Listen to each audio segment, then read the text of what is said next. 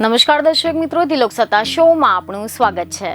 4 જૂને લોકસભા ચૂંટણીના પરિણામો આવતાની સાથે જ એ નક્કી થઈ જશે કે આ દેશની કમાન હવે કોના હાથમાં રહેવાની છે। પરિણામો જાહેર થાય તેની પહેલા જ રાજકીય વિશ્લેષકો બેઠકો અંગે સતત આગાહી કરી રહ્યા છે, પરંતુ હાલ તો યોગેન્દ્ર યાદવે બીજેપીને લઈને જે નવી આગાહી કરી છે તેને તો દેશના રાજકારણમાં જાણે કે ભૂકંપ સર્જી દીધો છે। કારણ કે રિપોર્ટ એવા મળી રહ્યા છે કે યોગેન્દ્ર યાદવે રાજસ્થાન, ગુજરાત અને યુપીમાં બીજેપીને લઈને ફરી એકવાર નવી ભવિષ્યવાણી કરી છે, જેમાં તમને ગુજરાતમાં ભાજપ ક્વીન સ્વીપ નહીં કરી શકે અને વોટ શેર પણ ઘટશે તેવી ભવિષ્યવાણી કરી છે। જી હા, ખબરો એવી મળી રહી છે કે યોગેન્દ્ર યાદવે એવી ભવિષ્યવાણી કરી છે કે ગત ચૂંટણીમાં જે રીતે કર્ણાટકથી બિહાર સુધી ભાજપનો વિજય થયો હતો, આ વખતે એવું નહીં થાય। પાર્ટીના વોટ શેરમાં 5 થી 10% જેટલો ઘટાડો થવાનો છે। કેટલાક વિસ્તારોમાં તો બેઠકને નુકસાન પણ જવાનું છે।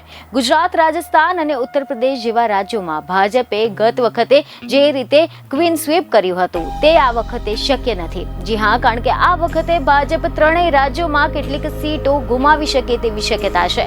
ખબર એવી મળી રહી છે કે ગુજરાતની વાત કરતા યોગેન્દ્ર યાદવે એવી આગાહી કરી છે કે ગુજરાતમાં ભાજપનો વોટ શેર ઘટવાનો છે, પરંતુ સીટોમાં ઘટાડો થવાનો અવકાશ બહુ ઓછો છે।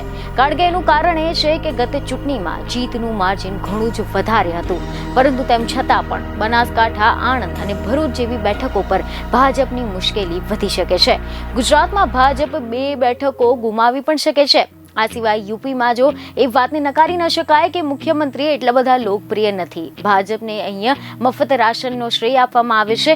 કાયદો અને વ્યવસ્થાનું ફેક્ટર પણ ભાજપની તરફેણમાં કામ કરે છે, પરંતુ ભાજપના સાંસદો વિશે લોકોના અભિપ્રાય સાવ અલગ છે। અહીંયાના લોકોને લાગે છે કે યોગી મોદી દ્વારા સ્થાનિક મુદ્દાઓને દબાવવામાં આવી રહ્યા છે। લોકો હવે આના માટે તૈયાર નથી।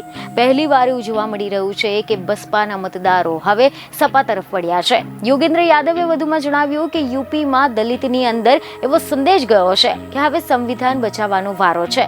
તો આ ઉપરાંત મોંઘવારી, બેરોજગારી, ખેડૂતોની સ્થિતિ, આ જેવા બધા સામાન્ય પરિબળો પણ મહત્વપૂર્ણ છે।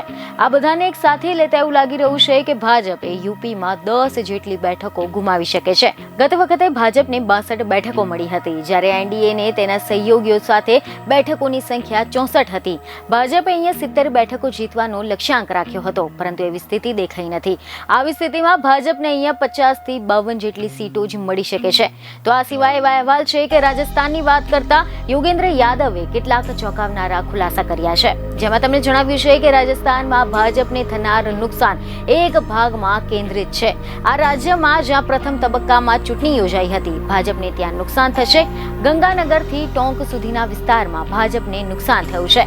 પછી વડાપ્રધાન નરેન્દ્ર મોદી તરફથી મંગળસૂત્રવાળું નિવેદન જોવા મળ્યું હતું। રાજકીય વિશેષકે એવું જાણકારી આપી કે રાજસ્થાનમાં આ વખતે કોંગ્રેસે લોકસભાની ચૂંટણી માટે આરએલપી અને સીપીએમ સાથે સમજૂતી કરી છે, જે વિધાનસભાની ચૂંટણીમાં થઈ નથી। હું માનું છું કે ભાજપ રાજસ્થાનમાં 8 બેઠકો ગુમાવી શકે છે। તેમનું કહેવું છે કે મુખ્યમંત્રી ભજનલાલ શર્મા એ રાજસ્થાનના લોકોમાં લોકપ્રિય નથી। રાજસ્થાનમાં લોકસભાની 25 બેઠકો છે, જેમાંથી ભાજપે ગત વખતે 24 બેઠક જીતી હતી। બીજને ખબરો સાથે ફરી મળીશું। ધન્યવાદ।